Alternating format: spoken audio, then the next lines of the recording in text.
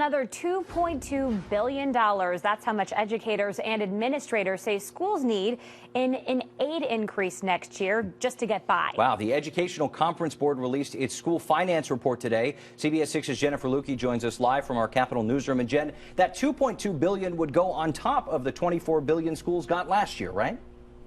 Yeah, that's exactly right, Cody. The coalition of teachers, administrators, parents, and school board members say in this report that $26 billion is the magic number. It'll allow them to continue offering the services they do now, even expand a few of those services for the 2016-2017 school year.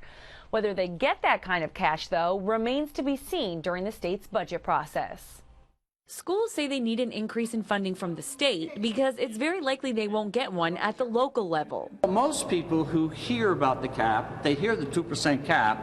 Lots of people think that's what it is. But the cap is set every year at 2% or the rate of inflation, whichever is lower. Right now, inflation is at 0. We need resources, not because we just want to be greedy. We need resources to do the kind of job we have to do for students. Regardless of where the money is coming from, though, taxpayers are still the ones footing the bill. New York is spending more per pupil than any other state in the country, and at some point you have to stop asking for more and more and more. So how do you, I know it's a complicated formula, and I know there's a lot that goes into it, but even taxpayers would say, when do we reach the ceiling here?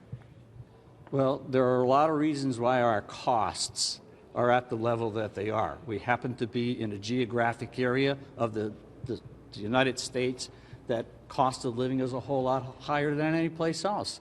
That shows up in the schools. We also have a myriad of requirements that we didn't invent, that were put in place, that cost money to deal with. The coalition is calling for some of those mandates to be done away with. It also wants more transparency from the governor's budget office earlier in the process.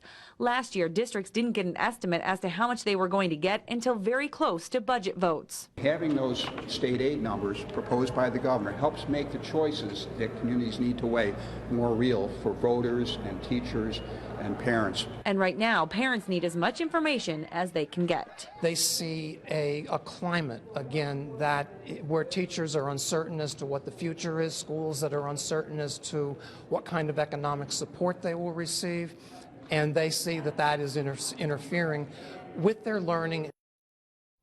Now, it's important to note here the number of students in 2/3 of school districts across the state has actually decreased. But the coalition argues the other 1/3 are seeing an influx in students, particularly immigrant students who speak English as a second language. As for what kind of funding schools will get, that'll ultimately be up to the governor and the legislature, who likely won't even start discussing it until after the new year. Cody.